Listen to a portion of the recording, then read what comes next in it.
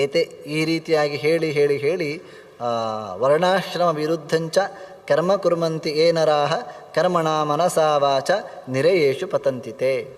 ಒಟ್ಟಿಗೆ ಹೇಳುವುದಿದ್ದರೆ ಅವರವರ ವರ್ಣ ಅವರವರ ಆಶ್ರಮಕ್ಕೆ ವಿರುದ್ಧವಾದಂತಹ ಕರ್ಮಾಚರಣೆಯನ್ನು ಯಾರು ಮಾಡ್ತಾರೆ ಅವರು ಕರ್ಮಣ ಮನಸಾ ವಾಚ, ಅದು ದೈಹಿಕವಾಗಿ ಇರಬಹುದು ಅಥವಾ ಮಾನಸಿಕವಾಗಿರಬಹುದು ಅಥವಾ ಮಾತಿನ ಮೂಲಕ ಇರಬಹುದು, ಅವರೆಲ್ಲರೂ ಕೂಡ ನಿರಯೇಷು ಪತಂತಿ, ಇಂತಹ ನರಕದಲ್ಲಿ ಬೀಳುತ್ತಾರೆ. ಆದ್ದರಿಂದ ನಾವು ಎಲ್ಲಿ ಬಂದಿದ್ದೇವೆಯೋ ಆ ವರ್ಣ ಆಶ್ರಮವನ್ನು ಅರ್ಥೈಸಿಕೊಂಡು ಭಗವತ್ ಪ್ರೀತ್ಯರ್ಥವಾಗಿ ಕರ್ಮಗಳನ್ನು ಮಾಡಬೇಕು ಅಂತ ಹೀಗೆ ಹೇಳಿ, ಏತೇ ಚಾನ್ಯೇ ಚ ನರಕಾಹ ಶತಶೋಥ ಸಹಸ್ರಶಃ. ನಾನು ಕೆಲವು ಪಟ್ಟಿ ಕೊಟ್ಟದ್ದು, ಒಂದು 30-40 ಪಟ್ಟಿ. ಪರಾಶರರು ಹೇಳ್ತಾ ಇದ್ದಾರೆ ಶತಶೋಥ ಸಹಸ್ರಶಃ ಅಂತ. 100 ಅಲ್ಲ ನರಕಗಳು, ಮತ್ತು ಸಾವಿರಾರು ನರಕಗಳಿವೆ. ಕಾರಣ ಅಂತಹ ಪಾಪಗಳನ್ನು ಮಾಡ್ತೇವಲ್ವ. ಪ್ರತಿಯೊಂದು ತಪ್ಪಿಗೂ ಕೂಡ, ಎಂತಹ ತಪ್ಪಿಗೆ, ಪರಿಹಾರ್ಯ ಅಲ್ಲದ ನರಕ ಪ್ರಾಪ್ತಿಯಾದಂಥ ತಪ್ಪುಗಳಿಗೆ ಅದನ್ನು ಪಡಿಲೇಬೇಕು. ತಪ್ಪುಗಳ ಪಟ್ಟಿ ಎಷ್ಟುಂಟು? ತಪ್ಪುಗಳ ಅಷ್ಟು 100 ಉಂಟು. ಇಲ್ಲಿ ಕೇವಲ ದೈಹಿಕವಾದ ತಪ್ಪುಗಳನ್ನು ಮಾತ್ರ ಹೇಳ್ತಾ ಇರುವಂಥದ್ದಲ್ಲ, ಮಾನಸಿಕವಾದ ತಪ್ಪುಗಳಿಗೂ ನರಕ ಉಂಟು ಅಂತ ಹೇಳಿದ್ದಾರೆ. ನಾವು ಮಾನಸಿಕವಾಗಿ ಕೆಟ್ಟ ಯೋಚನೆಯನ್ನು ಮಾಡಿದೆವು ಅಥವಾ ದೈಹಿಕವಾಗಿ ಮಾತಿನ ಮೂಲಕ ಗುರು ಹಿರಿಯರ ನಿಂದನೆಯನ್ನು ಮಾಡಿದರೆ ಇತ್ಯಾದಿಗಳೆಲ್ಲ ನರಕ ಇದೆ. ಇದಕ್ಕೆಲ್ಲ ಪಟ್ಟಿ ಇಟ್ಕೊಳ್ಬೇಕಲ್ವ ಅವರು. ಎಂತ ಅದರಲ್ಲಿ ವ್ಯತ್ಯಾಸ ಇರಬಹುದು. ಒಬ್ಬನ ಪಾಪದ ವ್ಯವಸ್ಥೆ ಹೆಚ್ಚಿರಬಹುದು, ಇನ್ನೊಬ್ಬನ ಪಾಪದ ವ್ಯವಸ್ಥೆ ಕಡಿಮೆ ಇರಬಹುದು. ಇದೆಲ್ಲವೂ ಕೂಡ ದೇವತೆಗಳಿಗೆ ಅರ್ಥ ಆಗುವಂಥದ್ದು, ಭಗವಂತನಿಗೆ ಅರ್ಥ ಆಗ್ತದೆ.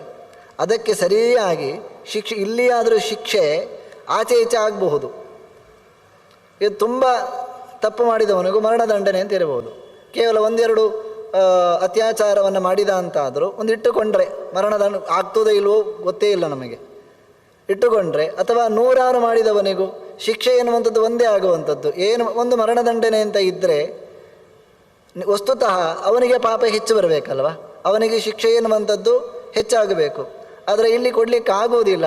ಒಂದು ಅತ್ಯುನ್ನತವಾದಂತಹ ಶಿಕ್ಷೆ ಅಂತ ಇದೆ, ಅದರ ಆಚೆಗೆ ಶಿಕ್ಷೆ ಇಲ್ಲ, ಅವನೇ ಇರುವುದಿಲ್ಲ, ಮರಣದಂಡನೆ ಅಂತ ಕೊಡಬಹುದು.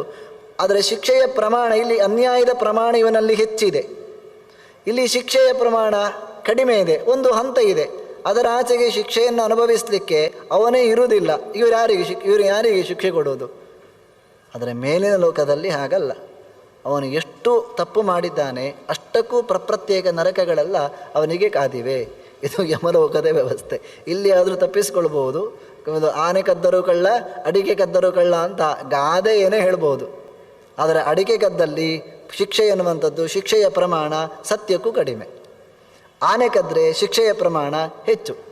ಕಳ್ಳತನ ಮಾಡಬಾರ್ದು ಎನ್ನುವುದಕ್ಕೆ ಗಾದೆಯನ್ನು ಅನ್ವಯಿಸ್ಬೋದು, ಖಂಡಿತ, ಅದರಲ್ಲೇನು ತಪ್ಪಿಲ್ಲ. ಎರಡಕ್ಕೂ ಶಿಕ್ಷೆ ಒಂದೇ ಆಗಲಿಕ್ಕೆ ಸಾಧ್ಯ ಇಲ್ಲವೇ ಇಲ್ಲ. ಕಡ್ಡಿ ಕದಿಯುವುದಕ್ಕೂ ಬ್ಯಾಂಕಿನ ದುಡ್ಡನ್ನೆಲ್ಲ ದರೋಡೆ ಮಾಡುವುದಕ್ಕೂ ವ್ಯತ್ಯಾಸ ಇಲ್ವಾ? ಹಾಗೆಯೇ ಒಂದು ಶಿಕ್ಷೆ, 2 ಶಿಕ್ಷೆ, 100 ಒಂದು ತಪ್ಪು 2 ತಪ್ಪು, 100 ತಪ್ಪುಗಳು, ಎರಡಕ್ಕೂ ಒಂದೇ ರೀತಿಯಾದ ಶಿಕ್ಷೆಯನ್ನು ಕೊಡಲಿಕ್ಕೆ ಹೇಗೆ ಸಾಧ್ಯ? ಆದ್ದರಿಂದ ಅನೇಕ ಶತಶೋಥ ಸಹಸ್ರಶಃ ಪಚ್ಯಂತೆ ಯಾತನಾಗತಃ, ತುಂಬ ಅನುಭವಿಸ್ತಾರೆ ಅಂತ ಹೇಳಿ, ಮತ್ತು ಇವರಿಗೆ ಉದ್ಧಾರವೇ ಇಲ್ವಾ? ಯಾವ ದೃಷ್ಟಿಯಿಂದಲೂ ಉಂಟು ಅಂತ ಹೇಳ್ತಾ ಇದ್ದಾರೆ. ಅವರೇ ಮತ್ತೆ ಏನೋ ಜನ್ಮಾಂತರದ ಪುಣ್ಯದಿಂದ ಸ್ಥಾವರಾಹ ಕೃಮಯೋಬ್ಜಾಶ್ಚ ಪಕ್ಷಿಣ ಪಶವೋ ನರಾಹ, ಸ್ಥಾವರಗಳಲ್ಲಿ ಕೆಲವೊಮ್ಮೆ ಮರಗಳಾಗಿ ಹುಟ್ಟುತ್ತಾರೆ, ಆಮೇಲೆ ಕ್ರಿಮಿಗಳಾಗಿ ಬರುವುದುಂಟು, ಕೆಲವೊಮ್ಮೆ ಪಕ್ಷಿಗಳಾಗಿ ಬರ್ತಾರೆ, ಕೆಲವೊಮ್ಮೆ ಪಶುಗಳಾಗಿ ಬರುವುದುಂಟು, ನರಾಹ ಮತ್ತೆ ಮನುಷ್ಯರಾಗಿ ಬರುವುದು ಉಂಟು. ಆಯಾಯ ಕರ್ಮದ ಜೀವದ ಕರ್ಮಕ್ಕೆ ಅನುಗುಣವಾಗಿ. ಯಾವನ್ ಮುಕ್ತಿ ಶಮಾಶ್ರಯ, ಮುಕ್ತಿಗೆ ಹೋಗುವವರು ನರಕದಲ್ಲಿರಲಿಕ್ಕೆ ಸಾಕು. ಏನೋ ಅನ್ಯಾಯ ಮಾಡಿದ್ರಿಂದಾಗಿ ಅವರಲ್ಲಿ ಹೋಗಿ ಶಿಕ್ಷೆಯನ್ನು ಅನುಭವಿಸಿ ಮತ್ತೆ ಅವರು ಮೇಲಕ್ಕೆ ಬರ್ತಾರೆ. ಪ್ರಾಪೇ ಗುರುಣಿ ಸ್ವಲ್ಪಾನ್ಯಲ್ಪೇ ಚ ತದ್ವಿದಃ ಪ್ರಾಯಶ್ಚಿತ್ತಾನಿ ಮೈತ್ರೇಯ ಜಗುಸ್ವಾಯಂಭುವಾದಯ ಪಾಪಾನಾಮನುರೂಪಾಣಿ ಪ್ರಾಯಶ್ಚಿತ್ತಾನಿ ಯಧ್ಯತ ತಥಾ ತಥೈವ ಸಂಸೃತ್ಯ ಪ್ರೋಕ್ತಾನಿ ಪರಮರ್ಷಿಭಿಃ. ಈ ಪಾಪಗಳಿಗೆಲ್ಲ ಪರಿಹಾರ ಇಲ್ವಾ? ಈ ಪಟ್ಟಿಯನ್ನು ನೋಡಿ ಇಂಥದ್ರಲ್ಲಿ ನಾವೇನೋ ತಪ್ಪು ಮಾಡಿರಬಹುದು, ಖಂಡಿತ ಮಾಡಿರ್ತೇವೆ. ವೇದ ನಿಂದೆಯನ್ನು ಮಾಡಿರಬಹುದು, ಅಥವಾ ನಮ್ಮ ಗುರು ಹಿರಿಯರಿಗೆ ಅವಮಾನವನ್ನು ಮಾಡಿರಬಹುದು, ಅಥವಾ ಯಾವುದೋ ದೇವಸ್ಥಾನಗಳಿರುವಾಗ ಅದಕ್ಕೆ ಅಪಮಾನ ಮಾಡಿರಬಹುದು. ನಾವೇನೋ ಮನೆಯಲ್ಲಿರ್ತೇವೆ, ನಮಗೆ ಗೊತ್ತಿರುವುದಿಲ್ಲ, ಯಾವುದೋ ದೇವಸ್ಥಾನಗಳ ಬಗ್ಗೆ ಕಮೆಂಟ್ ಮಾಡಿ ಬಿಡ್ಬೋದು. ಆಗ ಪಾಪ ಯಾರಿಗೆ ಬರ್ತದೆ? ನಮಗೆ ಬರ್ತದೆ. ಹಾಗಾಗಿ ಯಾವುದೊಂದು ಗೋವಿರಬಹುದು, ಅದಕ್ಕೆ ಹಿಂಸೆ ಕೊಟ್ಟಿರಬಹುದು, ಖಂಡಿತ ಕೊಟ್ಟಿರ್ತೇವೆ. ಇದಕ್ಕೇನು ಪ್ರಾಯಶ್ಚಿತ್ತ ಏನು?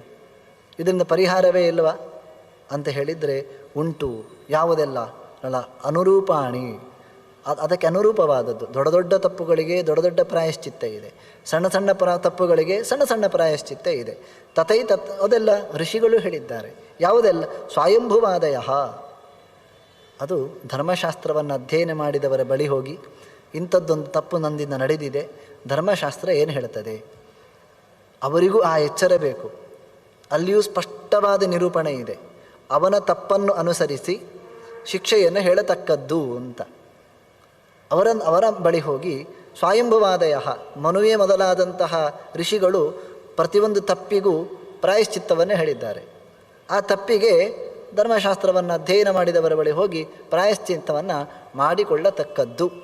ಆಗ ಆ ಪಾಪವನ್ನು ಪರಿಹರಿಸಿಕೊಂಡು ನಾವು ನರಕದಿಂದ ತಪ್ಪಿಸಿಕೊಳ್ಳಲಿಕ್ಕೆ ಸಾಧ್ಯ ಅಂತ ಕೊನೆಗೆ ಹೇಳ್ತಾ ಇದ್ದಾರೆ. ಪ್ರಾಯಶ್ಚಿತ್ತಾನ್ಯಶೇಷಾಣಿ ತಪಕರ್ಮಾತ್ಮಕಾನಿ ವೈ ಯಾನಿ ತೇಷಾಂ ಅಶೇಷಾಣಂ ಕೃಷ್ಣಾನುಸ್ಮರಣಂ ಪರಂ. ಮತ್ತು ಎಂಥ ಪಾಪಗಳೇ ಇರಲಿ, ಈ ಪ್ರಾಯಶ್ಚಿತ್ತ ಮಾಡಿಸಬೇಕು. ಪ್ರಾಯಶ್ಚಿತ್ತವನ್ನು ಅಲ್ಲಿ ಏನು ಹೇಳಿದ್ದಾರೆ ಅದನ್ನು ಮಾಡಬೇಕು. ದೊಡ್ಡ ಪ್ರಾಯಶ್ಚಿತ್ತ ಯಾವುದು? ಎಲ್ಲ ಪಾಪಗಳನ್ನು ಪರಿಹರಿಸುವಂಥದ್ದು.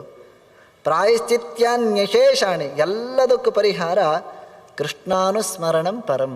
ಕೃಷ್ಣನ ಸ್ಮರಣೆ ಏನಿದೆ, ನಿರಂತರ ಕೃಷ್ಣನ ಚಿಂತನೆ, ಕೃಷ್ಣ ಕೃಷ್ಣ ಕೃಷ್ಣ ಅಂತ ಇಡೀ ಅದು ಭಗವಂತನ ಮೂಲ ರೂಪಕ್ಕೂ ಅನ್ವಯ, ಭಗವಂತ ಕೃಷ್ಣನಾಗಿ ಬಂದಾಗ ಇರುವ ರೂಪಗಳಿಗೂ ಅನ್ವಯ, ಆ ಕೃಷ್ಣ ರೂಪಕ್ಕೂ ಅನ್ವಯ. ಕೃಷ್ಣ ಅನುಸ್ಮರಣಂ ಪರಂ. ಕೃಷ್ಣನ ಚಿಂತನೆ ಏನಿದೆ, ಆ ಕೃಷ್ಣ ಚಿಂತನೆ ಹಿಂದಿನ ಎಲ್ಲ ಪಾಪಗಳನ್ನು ಕೂಡ ಪರಿಹರಿಸುವಂಥದ್ದು. ಕೃತೆ ಪಾಪೇನು ತಾಪೋ ವೈ ಯಸ್ಯ ಪುಂಸಃ ಪ್ರಜಾಯತೆ ಪ್ರಾಯಶ್ಚಿತ್ತಂದು ತಸ್ಯೋಕ್ತಂ ಹರಿಸಂಸ್ಮರಣಂ ಪರಂ. ಕೇವಲ ಕೃಷ್ಣ ಕೃಷ್ಣ ಅಂತ ಹೇಳಿದ ಕೂಡಲೇ ಪಾಪಗಳೆಲ್ಲ ಪರಿಹಾರ ಆಗ್ತವೋ? ಇಲ್ಲ ಇಲ್ಲ. ಕೃತೆ ಪಾಪೇನು ತಾಪೋವಿ. ಕೃತೆ ಪಾಪವನ್ನು ಮಾಡಿರ್ತೇವೆ, ಒಳಗಿನಿಂದ ಅನುತಾಪ ಆಗದಿದ್ದರೆ ಯಾವ ಬೇಸರವೂ ನಮಗಿಲ್ಲ. ಮತ್ತು ಕೃಷ್ಣ ಕೃಷ್ಣ ಕೃಷ್ಣ ಅಂತ ಹೇಳುವಂಥದ್ದು. ಆಗ ಮೊನ್ನೆ ಕುಂಜರ ಶೌಚವತ್ತು ಏನು ಲಾಭವೂ ಇಲ್ಲ. ಒಳಗಿನಿಂದ ಬೇಸರ ಆಗಬೇಕು. ಅಯ್ಯೋ, ನನ್ನಿಂದ ಇಂತಹ ಒಂದು ತಪ್ಪು ನಡೆದು ಹೋಗಿದೆ, ಇಂತಹ ತಪ್ಪು ನನ್ನಿಂದ ಯಾವತ್ತೂ ಇನ್ನು ಮುಂದಕ್ಕೆ ಆಗಬಾರದು, ಇದನ್ನು ಹೇಗೆ ತಿದ್ದುಕೊಳ್ಳುವಂಥದ್ದು, ಇಂತಹ ಅನುತಾಪ ಒಳಗಿನಿಂದ ತುಂಬ ಬೇಸರ ಪಡಬೇಕು. ಒಳಗಿನಿಂದ ಆ ಬೇಸರ ಎನ್ನುವಂಥದ್ದು ಒಳಗಿನಿಂದ ಬರುವಂಥದ್ದು. ಯಸ್ಯ ಪುಂಸ ಪ್ರಜಾಯತೆ, ಯಾರಿಗೆ ಯಾವ ಮನುಷ್ಯನ ಒಳಗೆ ಇಂಥ ಒಂದು ನೋವು ಉಂಟಾಗಿದೆ ಅವನಿಗೆ ಪ್ರಾಯಶ್ಚಿತ್ತಂತು ತಸ್ಯೇಕಂ ಹರಿಸಂಸ್ಮರಣಂ ಪರಂ. ಅವನಿಗೆ ಒಂದೇ ಪ್ರಾಯಶ್ಚಿತ್ತ, ಹರಿಸಂಸ್ಮರಣಂ ಪರಂ. ದೊಡ್ಡ ಪ್ರಾಯಶ್ಚಿತ್ತ ಶ್ರೀಹರಿಯ ಸಂಸ್ಮರಣೆ. ಸ್ಮರಣೆ ಹೇಳ್ತಾ ಇಲ್ಲ ಇಲ್ಲಿ, ಮತ್ತು ಸಂಸ್ಮರಣೆ ಅಂತ ಸಮ್ಯಕ್ ಹೃದಯಪೂರ್ವಕ ಭಗವಂತನನ್ನು ಸ್ಮರಿಸಿದೆವು ಅಂತಾದರೆ ಆಗ ಮಾಡಿದ ಪಾಪಗಳೆಲ್ಲ ಪರಿಹಾರವಾಗಿ ಹೋಗ್ತದೆ ಅಂತ. ಪ್ರಾತರನ್ನಿಶಿ ತಥಾ ಸಂಧ್ಯಾ ಮಧ್ಯಾಹ್ನಾದಿಷು ಸಂಸ್ಮರನ್ ನಾರಾಯಣಮವಾಪ್ನೋತಿ ಸದ್ಯ ಪಾಪಕ್ಷಯಾ ನರಃ. ಪ್ರಾತರ್ನಿಶಿ ತಥಾ ಸಂಧ್ಯಾ, ಹಗಲು ರಾತ್ರಿ. ಕೆಲವೊಮ್ಮೆ ತಪ್ಪು ಮಾಡಿದಾಗ ಇಂತಹ ಬೇಸರ ಬರುವುದುಂಟು. ಕೇವಲ ಬೇಸರದಲ್ಲಿ ಮುಗಿದೋಗ್ತದೆ. ಆ ಬೇಸರ ಆದಾಗ ಹರಿಯ ಸ್ಮರಣೆ ಜೊತೆಗೆ ಸೇರಬೇಕು.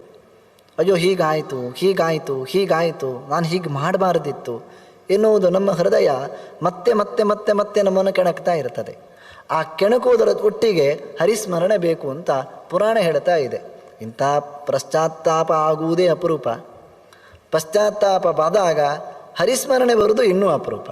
ಅಯ್ಯೋ ದೇವರೇ, ಬಂತು, ಆ ಪ್ರಾಯಶ್ಚಿತ್ತ ಆಯಿತು ಅಂತ ಅರ್ಥ.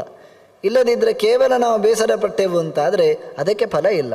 ಪ್ರಾತಃ ನಿಶಿ ತಥಾ ಸಂಧ್ಯಾ, ಸಂಧಿಕಾಲದಲ್ಲಿ, ಮಧ್ಯಾಹ್ನಾದಿಶು, ಮಧ್ಯಾಹ್ನದ ಹೊತ್ತಿನಲ್ಲಿ, ಯಾರು ಸ್ಮರಣೆ ಮಾಡ್ತಾನೆ ನಾರಾಯಣ ಮಮಾಪ್ನೋತಿ, ಅವನು ನಾರಾಯಣನ ಲೋಕಕ್ಕೆ ಹೋಗ್ತಾನೆ. ಅವನು ಈ ಲೋಕದಲ್ಲಿ ಈ ನರಕಗಳಿಗೆ ಹೋಗುವುದಿಲ್ಲ. ಸದ್ಯ ಪಾಪ ಕ್ಷಯಾನ್ ನರಹ, ಕೂಡಲೇ ಪಾಪಗಳನ್ನೆಲ್ಲ ಪರಿಹರಿಸಿಕೊಡುತ್ತಾನೆ. ವಿಷ್ಣು ಸಂಸ್ಮರಣ ಕ್ಷೀಣ ಸಮಸ್ತ ಕ್ಲೇಶ ಸಂಚಯ ಮುಕ್ತಿಂ ಪ್ರಯಾತಿ ಸರ್ವಾಪ್ತಿಸ್ತಸ್ಯ ವಿಘ್ನೋನ ಮೀಯತೆ. ವಿಷ್ಣು ಸಂಸ್ಮರಣೆಯನ್ನು ಯಾರು ನಿರಂತರವಾಗಿ ಮಾಡ್ತಾನೆ ಅಂಥವನಿಗೆ ಈ ಇಂದ್ರನ ಲೋಕ ಏನಿದೆ ಅದು ಕೂಡ ವಿಘ್ನ ಅಂತ. ಅದನ್ನು ಅವನು ಬಯಸುವುದಿಲ್ಲ. ಇಂದ್ರನ ಲೋಕವನ್ನು ಕೂಡ ಅವನು ಬಯಸುವುದಿಲ್ಲ. ಭಗವಂತನ ಲೋಕವನ್ನೇ ಆತ ಪಡೀಲಿಕ್ಕೆ ಇಷ್ಟಪಡ್ತಾನೆ ಅಂತ. ಕೊನಾಕ ಪೃಷ್ಠಗಮನಂ ಪುನರಾವೃತ್ತಿ ಲಕ್ಷಣಂ ಕ್ವಜಪೋ ವಾಸುದೇವೇತಿ ಮುಕ್ತಿ ಬೀಜಂ ಮನುತ್ತಮಂ. ಇದನ್ನು ಮಧ್ವಾಚಾರ್ಯರು ತಮ್ಮ ಕೃಷ್ಣಾಮೃತ ಮಹಾರ್ಣವ ಎನ್ನುವ ಗ್ರಂಥದಲ್ಲಿ ಉಲ್ಲೇಖ ಮಾಡಿದ್ದಾರೆ. ವಿಷ್ಣು ಪುರಾಣದ ಹಲವಾರು ಶ್ಲೋಕಗಳು ಆಚಾರ್ಯರು ಉದ್ಧಾರ ಮಾಡಿದ್ದಾರೆ. ಕೊನಾಕ ಪೃಷ್ಠಗಮನಂ ಪುನರಾವರ್ತಿ ಲಕ್ಷಣಂ. ಸ್ವರ್ಗ ಎಲ್ಲಿಯದ್ದಯ್ಯ, ಯಾಕೆ, ಅದರ ಲಕ್ಷಣ ಏನು ಹೇಳಿ. ಪುನರಾವರ್ತಿ ಲಕ್ಷಣಂ, ಸ್ವರ್ಗಕ್ಕೆ ಹೋದರೆ ಕ್ಷೀಣೆ ಪುಣ್ಯೆ ಮರ್ತ್ಯಲೋಕಂ ಮಿಷಂತಿ. ಇದು ಸ್ವರ್ಗದ ಡೆಫಿನೇಷನ್. ಅದು ಸ್ವರ್ಗದ ಡೆಫಿನೇಷನ್ ಅಲ್ಲ, ಸುಖದ ಸುಪತ್ತಿಗೆ ಅಂತ ಅರ್ಥ. ಸ್ವರ್ಗ ಅಂತಂದರೆ ಪುಣ್ಯ ಇದ್ದಾಗ ಹೋಗಿ ಸುಖವನ್ನು ಅನುಭವಿಸುವಂತಹ ಒಂದು ತಾಣ. ಕ್ಷೀಣೆ ಪುಣ್ಯೆ, ಪುಣ್ಯ ಖಾಲಿಯಾದಾಗ ಅವನು ಮತ್ತೆ ಭೂಮಿಗೆ ಬರಬೇಕು. ಇದು ಸ್ವರ್ಗದ ವ್ಯವಸ್ಥೆ. ಪುನರಾವೃತ್ತಿ ಲಕ್ಷಣವೇ ಸ್ವರ್ಗದ ಲಕ್ಷಣ. ಕ್ವಜಪೋ ವಾಸುದೇವೇತಿ, ಅದನ್ನು ಒಂದು ತಕ್ಕಡಿಯಲ್ಲಿ ಸ್ವರ್ಗ, ಇನ್ನೊಂದು ತಕ್ಕಡಿಯಲ್ಲಿ ವಾಸುದೇವ ಮಂತ್ರ, ಎರಡನ್ನು ತೂಗಿದ್ರೆ ಎಷ್ಟು ಫಲ. ಕ್ವಜಪೋ ವಾಸುದೇವೇತಿ, ಯಾಕೆ, ಮುಕ್ತಿ ಬೀಜಂ ಮನುತ್ತಮಂ, ಅತ್ಯಂತ ಉತ್ತಮವಾದಂತಹ ಮುಕ್ತಿಗೆ ಕಾರಣವಾದದ್ದು ಈ ವಾಸುದೇವನ ಸ್ಮರಣೆ. ಇದನ್ನು ಒಂದು ಸ್ವರ್ಗ, ಇನ್ನೊಂದು ವಾಸುದೇವನ ಸ್ಮರಣೆ, ಇದನ್ನು ಒಂದೇ ತಕ್ಕಡಿಯಲ್ಲಿ ಇಡಬಹುದಾ? ಪರಾಶರರು ಹೇಳ್ತಾ ಇದ್ದಾರೆ, ಇಡ್ಲಿಕ್ಕಾಗ್ತೇನೆಯ? ಖಂಡಿತವಾಗಿಯೂ ಇಲ್ಲ. ಆ ವಾಸುದೇವನ ಸ್ಮರಣೆಯೇ ಸ್ವರ್ಗಕ್ಕಿಂತಲೂ ಕೂಡ ಮಿಗಿಲಾದದ್ದು. ಹಾಗಾಗಿ ವಾಸುದೇವನ ಸ್ಮರಣೆ ಅದು ಮುಕ್ತಿಗೆ ಕಾರಣ ಆಗ್ತದೆ, ನರಕವನ್ನು ಪರಿಹರಿಸ್ತದೆ.